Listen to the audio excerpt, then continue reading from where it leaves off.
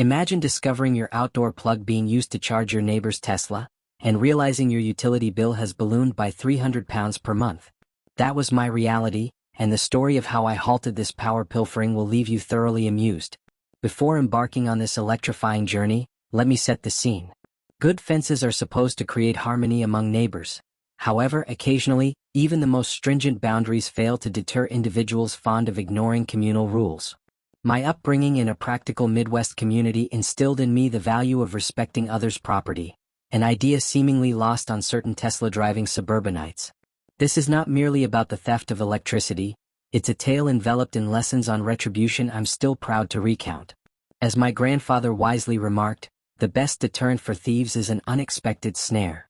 When Deborah Harrington arrived next door sporting her pristine Tesla Model X, little did I know she would become my biggest neighborhood challenge. Allow me to introduce myself. I'm Ethan Bailey, a 35-year-old electrical engineer working remotely for a tech company in Seattle. My experience spans 6 years with the Army Corps of Engineers specializing in power grid systems and security infrastructure before transitioning into civilian life. The military equipped me with discipline, precision, and problem-solving skills, unexpectedly useful in suburban disputes.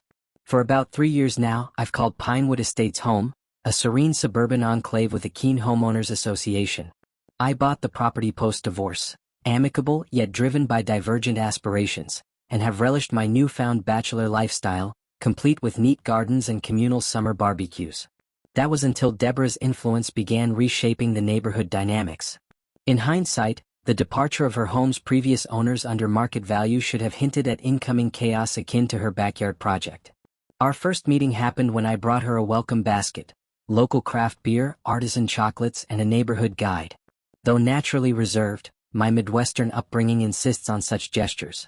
"How thoughtful," Deborah remarked, her smile rehearsed as she took my offering. She wore her typical ensemble, designer attire unlikely to grace a yoga studio, a cashmere sweater against the warm climate, and enough jewelry for a small treasury. Her invitation inside displayed her freshly renovated abode, boasting terms like premium and exclusive for every detail. The former modest colonial had evolved into what Deborah deemed a suburban mansion. "This island is Italian marble. Waited 6 months for it," she beamed, her manicured hands tracing its surface. William, my husband, a top-tier corporate attorney, insisted on nothing but the finest for our forever home.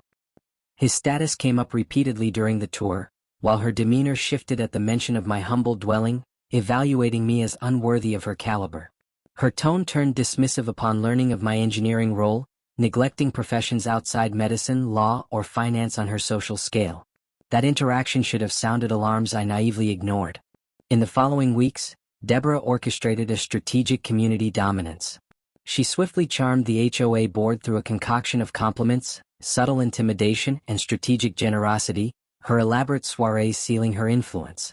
Famed not for her riveting conversation, but for the exorbitantly priced wine she served, Deborah hosted dinners filled with conspicuous name-dropping. Within 6 weeks of moving into the neighborhood, she astonishingly secured the position of HOA vice president, despite her status as a newcomer. The previous vice president, Dorothy, an ex-primary school head teacher who had served diligently for 7 years, suddenly resigned, citing personal matters. Later, Martha confided that these personal reasons involved Deborah discovering and threatening to reveal Dorothy's son's DUI history to the community. During this time, I largely kept to my own affairs, absorbed in work projects and sporadic online gaming sessions with friends. My job as a designer of power management systems for commercial buildings occupied my days, while a modest social life filled my evenings. Though I observed Deborah's swift rise to influence within the community, HOA politics seemed like a torturous ordeal I preferred to avoid. My approach was simple: pay dues, adhere to reasonable rules, and live quietly. That changed when, a month after Deborah moved in, I opened my electric bill to find a shocking $450, triple my usual $150. Assuming an error, I contacted the power company, only to learn the reading was accurate. They suggested a potential faulty appliance or a significant change in usage, but after scrutinizing my consumption and inspecting every significant appliance, I found no plausible reason for the surge. The mystery intensified when our next-door neighbors, the Andersons, mentioned their bill remained stable. Clearly, my energy drain was isolated to my property. It wasn't until a week later, awakened by a 2 a.m. alert from my security camera, that the truth unfolded. Half awake, I nearly tumbled out of bed when I saw Deborah, dressed in luxurious night attire, navigating through my backyard with an extension cord.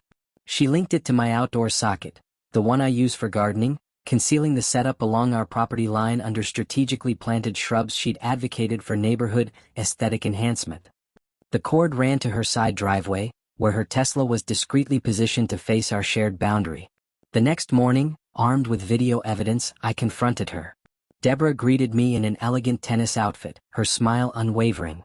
"We need to discuss your use of my electricity for your Tesla," I said, getting straight to the point. Her smile never faltered. "I have no idea what you're talking about, Ethan," she laughed dismissively. Upon seeing the footage, her expression hardened swiftly. "That could be anyone," she argued, despite the clarity of her face in the video. "And if your electrical system's inadequacy leads to high bills, perhaps an upgrade is necessary. Maintaining property value benefits us all in Pinewood," she added with thinly veiled menace, suggesting she'd be delighted to discuss my apparent landscaping violations. "Your hedges are 2 inches too tall," she mentioned before closing her door. Realizing this was only the beginning, I prepared for a prolonged battle I never anticipated. I installed additional security cameras and locked my outdoor outlets, thinking the problem solved. But within 48 hours, I received an official HOA violation notice, insisting these unauthorized exterior modifications breached community rules and had to be removed promptly. The notice was signed by Gregory Palmer, the HOA inspector, but I recognized Deborah's influence in this. Gregory, a 58-year-old ex-middle manager, had been laid off during restructuring and now enforced rules with zeal. He appeared at my door next day, clipboard in hand, ready to fulfill his newfound mission. "Mr. Bailey, I'm here to ensure you adhere to the removal notice you received." I attempted to discuss Deborah's electricity theft and even showed him the security footage, but his expression was unmoved.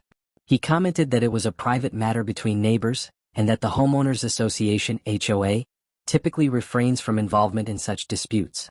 Nonetheless, the unapproved lock boxes were within his remit. As I reluctantly removed them under his observant gaze, I noticed the scent of pricey cologne and his new designer watch. A fellow neighbor later informed me that Deborah had been hosting lavish appreciation events for the HOA board members, complete with free-flowing scotch and abundant compliments. That weekend, I attended the HOA meeting for the first time since moving in. It was held in the community clubhouse, with about 30 homeowners seated on uncomfortable folding chairs. When the floor opened for concerns, I raised my hand, ready to present my case with documents in hand.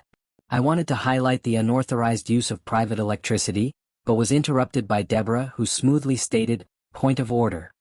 She insisted personal disputes didn't belong in the general meeting agenda and should instead be submitted in writing to the board. The HOA president, Frank, who appeared consistently perplexed, agreed, Yes, procedure must be followed.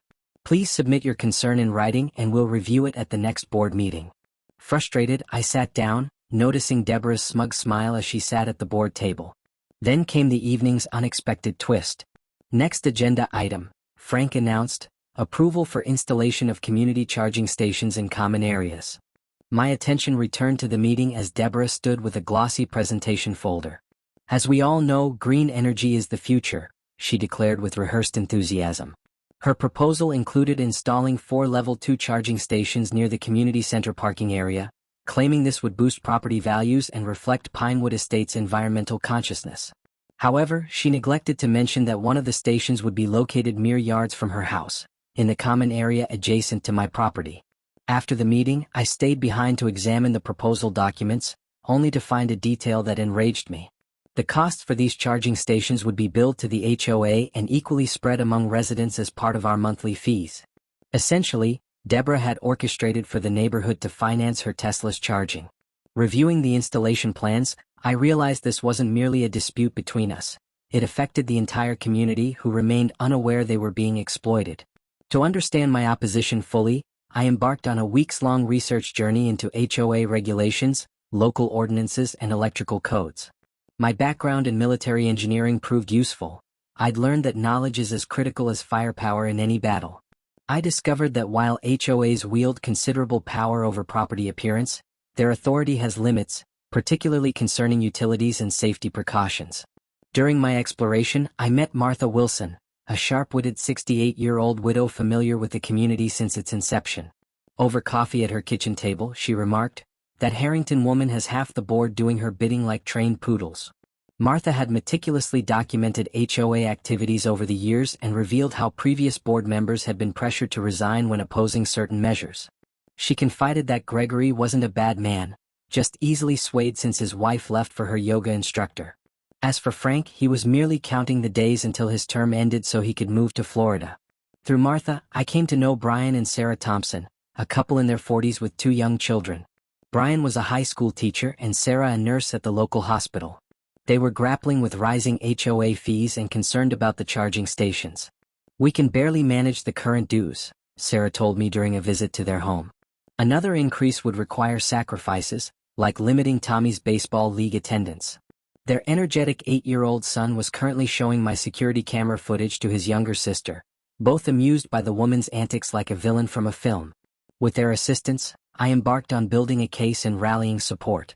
I discreetly installed a power monitoring device on my electrical panel to accurately measure Deborah's electricity usage. On average, 75 kilowatt-hours were consumed each night, which, given our local rates, amounted to a considerable expense over time. Brian and Sarah assisted me in gathering signatures from fellow homeowners concerned about escalating HOA fees, while Martha provided vital insights into HOA bylaws beneficial to our cause. As the date of the forthcoming HOA meeting approached, I armed myself with a thorough dossier comprising video evidence, power consumption statistics, financial analysis, and signatures from 23 households opposing the charging station proposal without proper individual metering. I felt ready and somewhat confident. The evening prior to the meeting, as I revisited my presentation for the final time, Martha called me, her voice laced with frustration. "Ethan, the meeting's been postponed," she informed, citing technical issues with the clubhouse projector. However, she had observed Deborah's car parked outside Frank's residence, suggesting other motives at play. I stood there, the hefty folder of evidence in hand, as I watched Deborah discreetly converse with board members the following day at the community mailbox area. It dawned on me then that sometimes playing by the existing rules just doesn't suffice. Perhaps it was time for a safeguard system, one that someone like me, a former military engineer with expertise in electrical systems, could construct. The next morning, I resolved to give Deborah one final opportunity to resolve matters amicably. Direct communication before escalation was a principle I valued in both military service and life. Armed with my documentation, videos, photographs, and electricity cost calculations, I approached her home. The property, aesthetically enhanced with Japanese maples and a newly designed front entrance, was undeniably well appointed. Her husband, William, answered the door. A tall, somewhat distracted-looking man in his mid-40s, with an expensive haircut attempting to conceal early balding and the sun-kissed complexion of someone who plays golf for networking rather than leisure, he wore an impeccably tailored suit despite it being a Saturday, the pinstripes and monogrammed cuffs screaming a high hourly fee. Having encountered William infrequently since their arrival, he seemed to embrace the role of the elusive corporate figure, often leaving early and returning late. "Deborah's at her Pilates class," he remarked, consulting his Rolex, the light catching its face as he did. "Can this wait?" His tone implied my concerns were of trivial importance. I insisted they could not wait and presented evidence of his wife's behavior. Reluctantly, William invited me into their entrance hall, yet no further, making clear the encounter was strictly business. He glanced through the photos with an air of indifference, treating my painstakingly prepared documentation as though it were an uninteresting menu. "Look," he finally said, returning the folder without acknowledging the cost calculations, "there must be a misunderstanding. It's just a few dollars worth of electricity, not something to get worked up about." His dismissive attitude indicated that what seemed substantial to me was negligible to him, the kind of person who wouldn't bother picking up a 20-pound note on the street. Before I could articulate that it was about more than money, that it was a matter of principle and unauthorized use, he glanced at his phone, seizing it as an excuse to conclude our interaction. "I have a call with Tokyo in 5 minutes, he said, retreating towards his home office down the hall.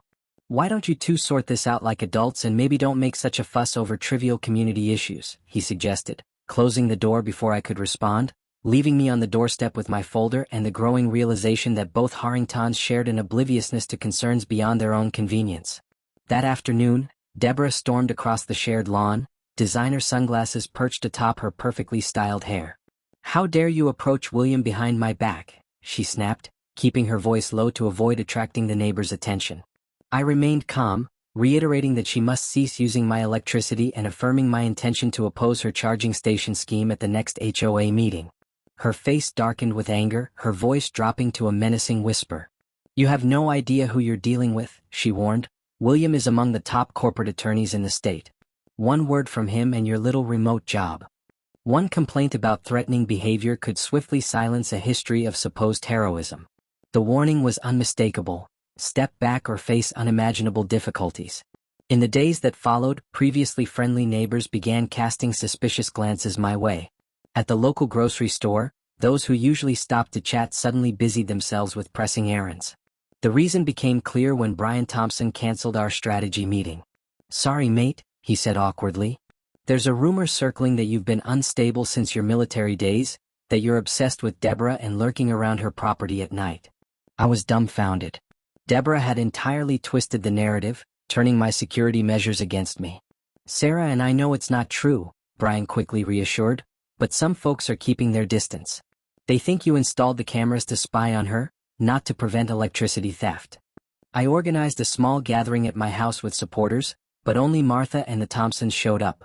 Others sent apologies claiming prior commitments. As we discussed our dwindling options, Martha shared more troubling news. "She's convinced the board to approve enhanced landscaping services near your house," Martha explained somberly. "The work will create noise daily from 7 a.m., including weekends. The cost will be added as a special assessment, as it primarily benefits your property line." That evening, alone in my garage, I contemplated my next step. Drawing on my military background in power systems and engineering expertise, I knew I could safeguard my property without breaching laws or HOA regulations. I opted to install a smart power protection system, a legitimate device commonly employed in industrial environments to deter power theft and troubleshoot electrical anomalies. The system could identify unauthorized power use during odd hours and would automatically shut down if it detected excessive use or irregular patterns. It would even signal a minor voltage variation before initiating a shutdown, just noticeable enough to alert the user without posing safety threats. Over the next few days, I transformed my garage into a workshop, methodically assembling and programming the components. This was no makeshift gadget. I adhered to the rigorous engineering standards applied in my professional work. The system featured multiple safety elements: voltage monitoring, current detection, time usage restrictions, and critically, a 3-stage warning system to activate well before any protective measures were enforced. I programmed the system to log all electrical activities meticulously, crucial for future reference. The hardware's design was elegantly simple yet robust, housed in a weatherproof enclosure capable of withstanding the Pacific Northwest's notorious rainfall. I even incorporated a battery backup to ensure operation during outages. This wasn't over the top, it was professional. If I were to protect my property, it'd be done correctly. After 3 days of development and testing, I installed the system at the rear of my property, precisely where Deborah accessed her preferred outlets. I mounted it in compliance with all electrical codes and added a clear, professionally printed warning sign stating, "Protected by SPS. Authorized use only. Unauthorized use may damage connected devices."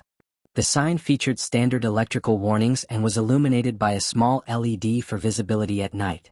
I thoroughly documented the setup with stamped photographs to ensure everything was properly marked and up to code. I double-checked the National Electrical Code specifications and consulted a friend who is a city inspector to confirm compliance. The system was designed to neither harm individuals nor property under normal circumstances, only activating protective measures after ignoring multiple warnings and then, just introducing a controlled fluctuation before safely disconnecting. Any damage would occur only if someone deliberately overrode the safety alerts. Essentially, they'd risk damaging their own equipment.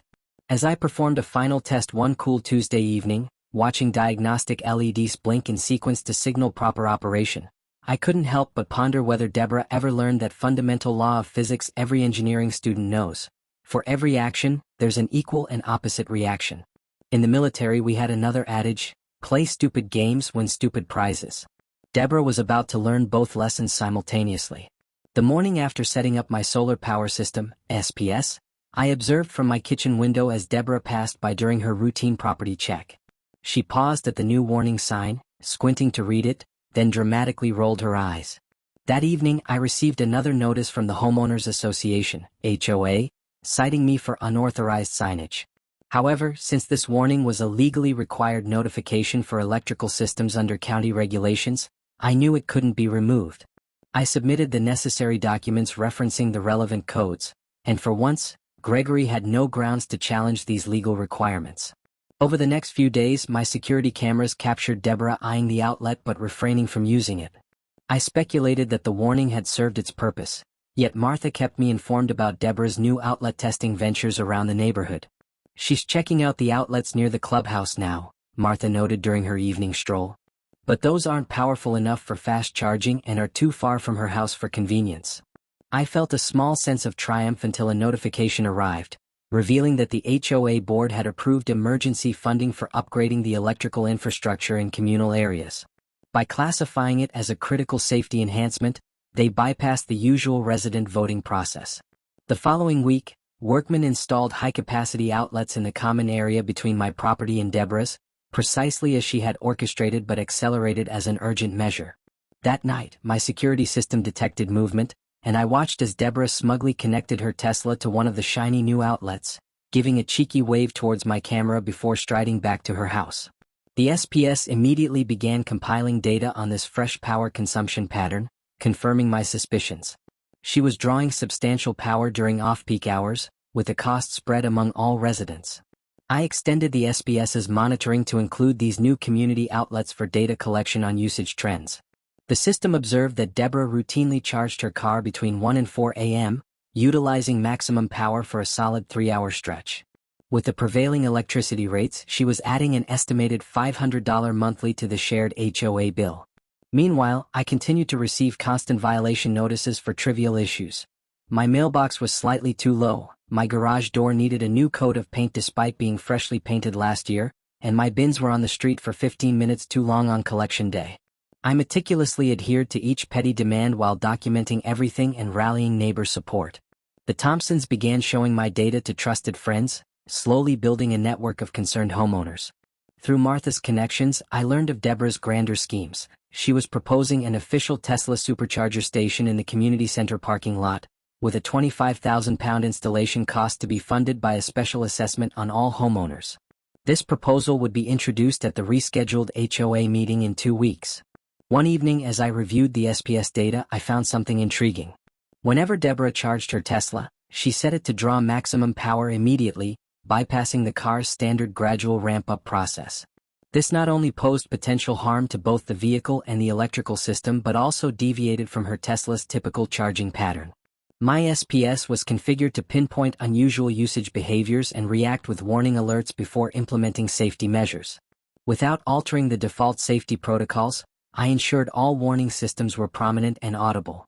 The night before the rescheduled HOA meeting, my security camera recorded activity at 1 a.m., Deborah's usual charging time.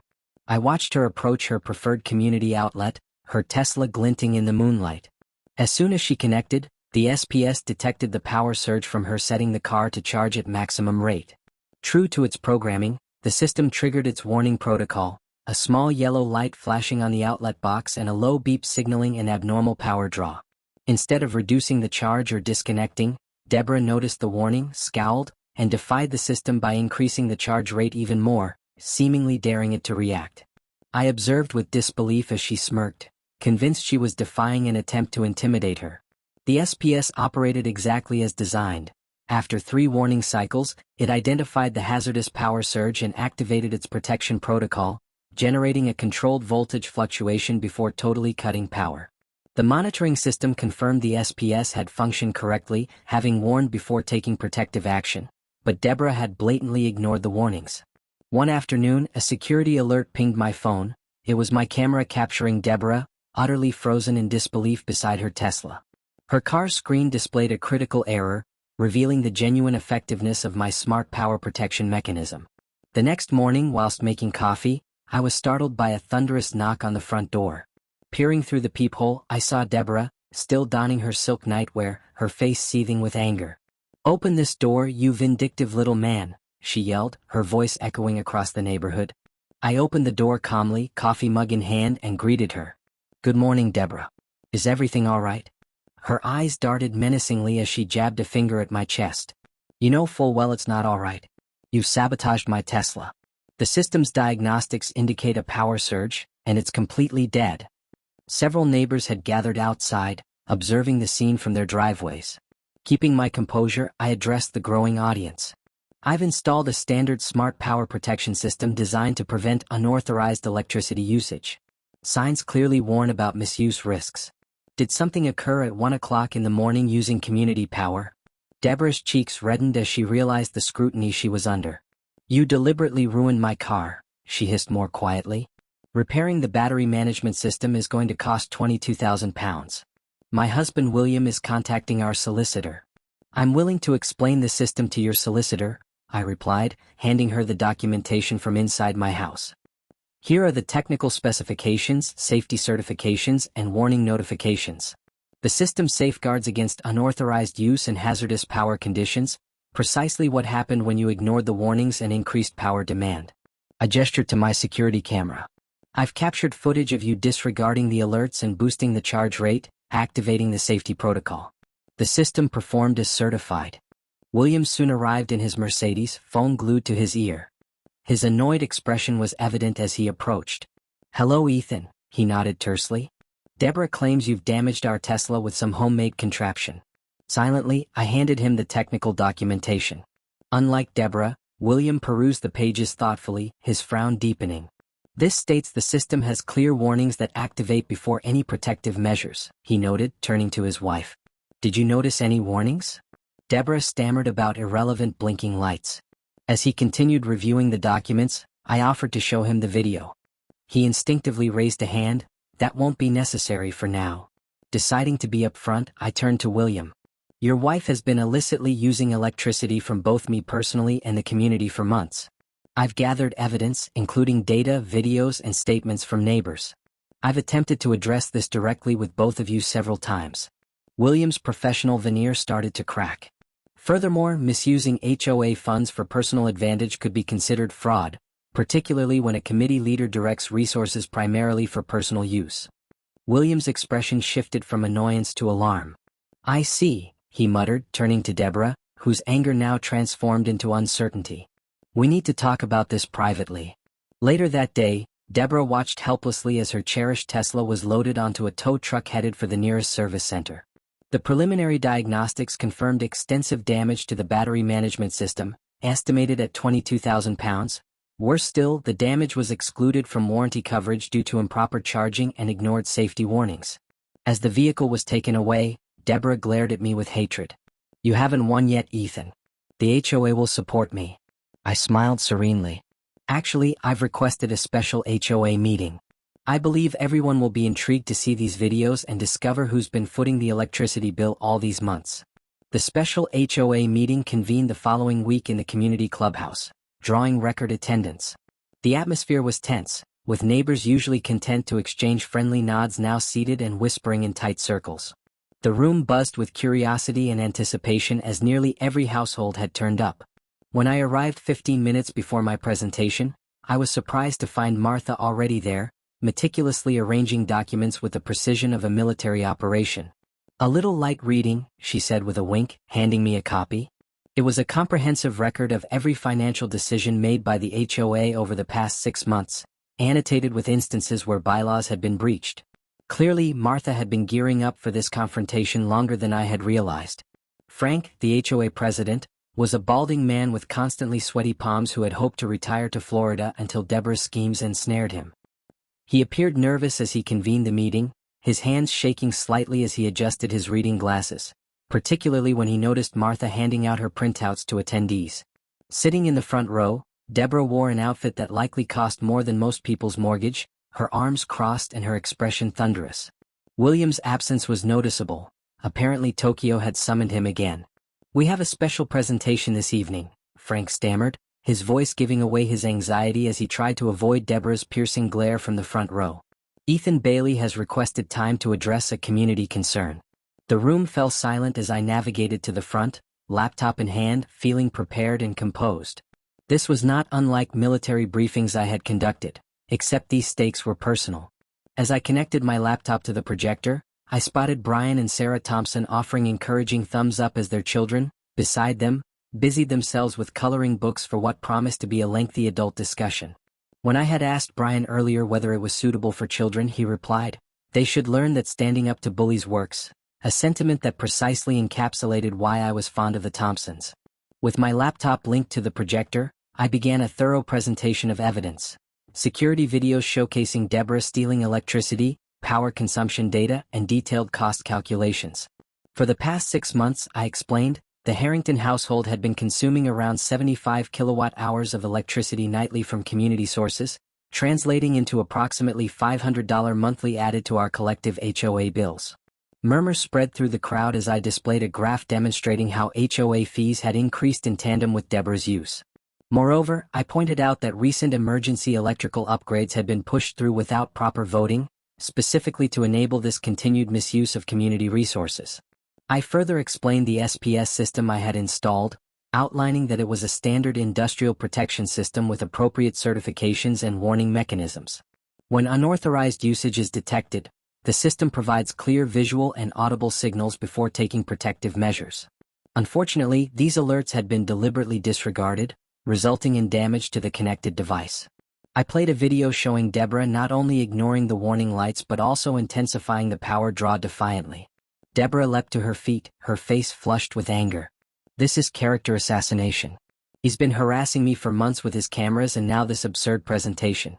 The board should remind everyone that recording board members without authorization is against HOA policy," she protested, though her usual authority seemed to have dissipated. From the back of the room, Brian Thompson stood up, speaking softly. "My family has struggled to cover the increased HOA fees," he said. "We had to withdraw our son from baseball because we couldn't afford the equipment and fees in addition to these charges. Are you saying we've been paying to charge your Tesla all this time?" Other residents began speaking out, elderly members on fixed incomes and young families stretched thin, all affected by the hike in costs.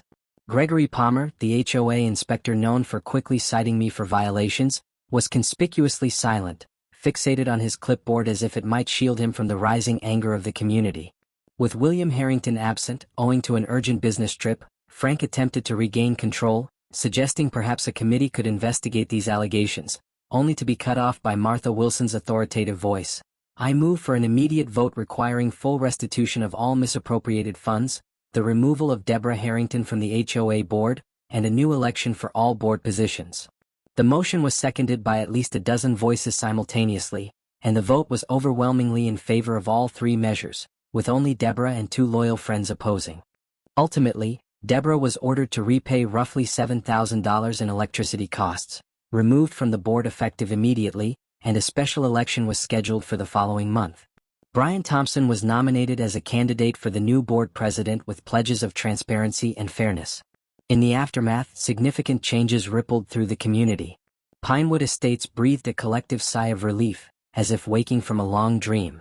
Within a fortnight, Deborah and William listed their property, choosing a price below market value to expedite the sale. Whisperings, primarily spread by Martha's extensive network, suggested they were moving to another state, where William's cousin had connections in an exclusive gated community, presumably offering better electrical security. Their departure went unnoticed. There was no neighborly assistance, no farewell gifts save for Martha. She seated herself across the street, knitting in a lawn chair and lifting her teacup in a mock toast whenever Deborah glanced her way. Gregory stepped down as HOA inspector, citing health issues, though his acute embarrassment was evident. In time, he apologized to homeowners he had wronged, and now maintains such a low profile that newer residents often haven't heard of him. Meanwhile, Frank hastened his retirement, relocating to Florida 3 months early, seemingly eager to escape the neighborhood's turmoil. Under Brian's leadership, the new board initiated comprehensive changes promoting transparency and fairness, revising utility regulations and launching a fresh accounting system that accounted for each pound of HOA fees. Additionally, they installed official electric vehicle charging stations with individual meters, ensuring users paid for their own electricity. I played a part in designing this fair and modern project. Within half a year, 3 residents acquired electric vehicles, knowing charging them was now ethical and convenient. Though several neighbors urged me to join the new board, I chose instead to assist as a technical advisor for security and energy systems, a role that suited me. It allowed me to contribute my skills without enduring lengthy debates on topics like mailbox designs or the authorized hue of exterior paint. The Thompsons' son rejoined his baseball team, leading them to a regional championship victory that summer. Sarah organized a community watch, focusing sincerely on security issues rather than policing trivial rule breaches. Martha initiated a community garden in the common area, where residents cultivated vegetables and flowers, transforming a neglected space into one that fostered communal bonds. The neighboring house was eventually purchased by a young doctor and her programmer husband, who proved ideal residents, friendly yet respectful of privacy, quiet yet engaging at community gatherings. They drive a modest hybrid vehicle and politely sought permission for a small fountain that slightly breached water feature size regulations, receiving swift approval from the new board. Each time I pass the spot where Deborah once parked her Tesla, I can't help but smile. Now there's an official charging station with a dedicated meter and transparent payment system. The irony is evident. Deborah could have had precisely what she sought had she approached matters with honesty and fairness. Instead, her entitlement cost her £22,000 in repairs, £7,000 in restitution, and the loss incurred from the hurried sale. Often, those basking in power and privilege overlook an essential truth: not all victims are helpless. An electrical engineer with expertise in protection systems can deliver the most costly lesson to those who assume they can seize what they desire without repercussions. As Martha remarked over coffee, her eyes twinkling above her reading glasses, "You know what they say, karma doesn't need Wi-Fi to connect with those deserving of it." I wholeheartedly agree. Justice can arrive through official channels or manifest in a meticulously engineered package adorned with warning lights, which the entitled ought to heed. The community is now united and resilient. Dialogue is more frequent, people look out for one another, and the board's transparency has repaired the trust former leaders compromised. Perfection eludes every neighborhood, but we've discovered that unity is a potent barrier against bullies regardless of age.